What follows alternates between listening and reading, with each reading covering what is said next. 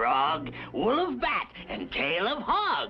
For a vision, powerful double, make a potion, boil and bubble. Yes, those old sorcerers had the right idea, but not the right equipment to really look into the future.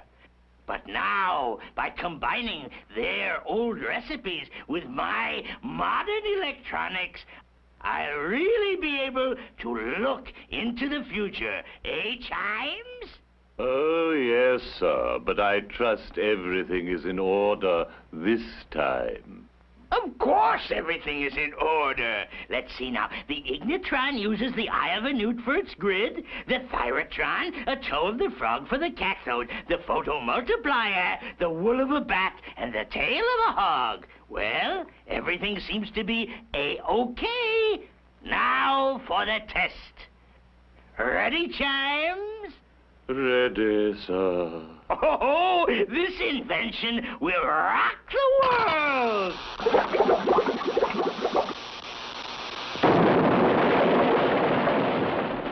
Congratulations, sir.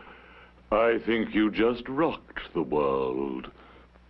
Confound it, Chimes. That was a mistake. Something went wrong. I wonder what. Begging your pardon, sir, but perhaps your nephew Dialer at the laboratories could be of some assistance.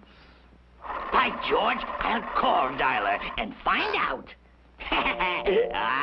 Can't let him suspect why I'm calling, though.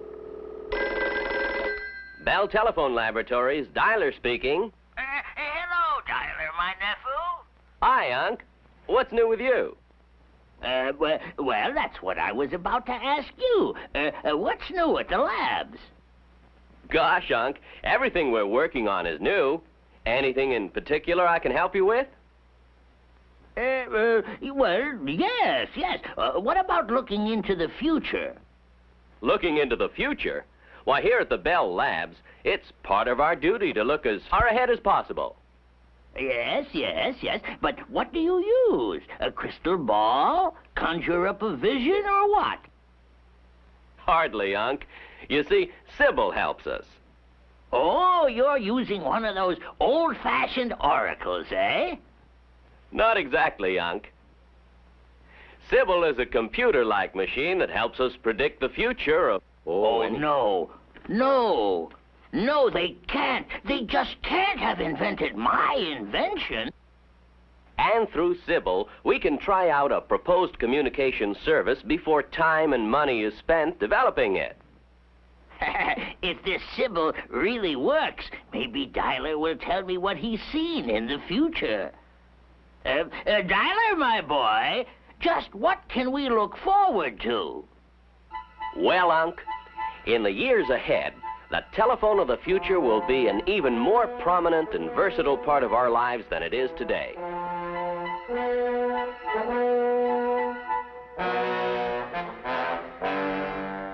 Take a typical day in the life of your great-grandnephew Cordell. It's a spring morning as we look in on his home. Breakfast's over. Cord, who's an executive with an interspace engineering company, kisses his wife, Pat, and their two children, Princess and Junior, goodbye, and leaves for the office. A soundproof room attached to the house. Without the problems of commuting or traffic jams, he's ready to start work in a matter of minutes. First, there's an intercontinental business conference. A touch of a button, and picture phones bring the conferees together.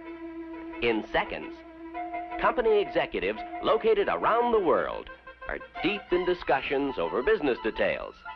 Even printed material is exchanged among the group by telephonic machines, as if they were all in the same room. The conference over, Cord picks up a waiting telephone call that rings as soon as his line becomes free. It's one of his engineers at an outer space construction job. The project has been hit by a derelict rocket.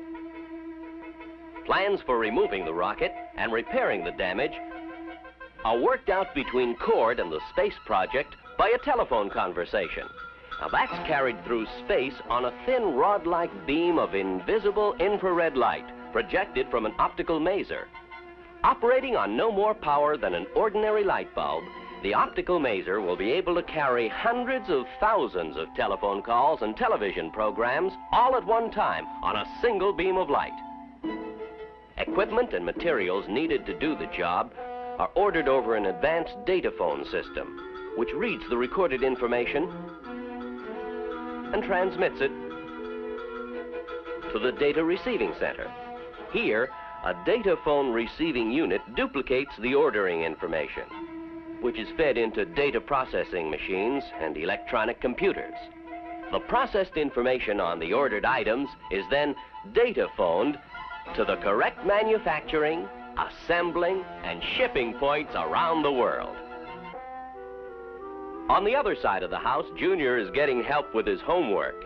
The program comes from an education center and is carried on a special TV circuit via telephone waveguide, a hollow tube that can carry hundreds of television programs and telephone calls at one time.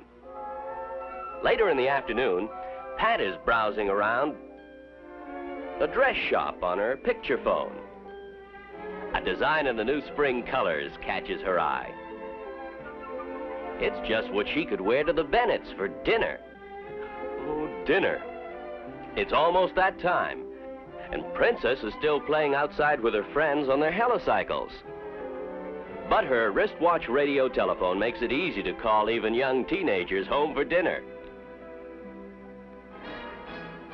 Later in the evening, Cord and Junior watch a real World Series game, being telecast from Tokyo via communication satellites.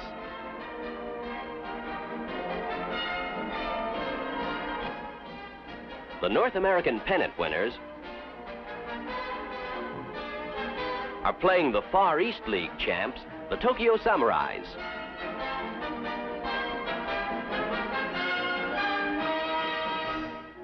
Pat and Princess, more interested in culture than sports, are tuned to a program from the Museum of Modern Art that's showing typical examples of movies seen on the late shows in the mid-1900s.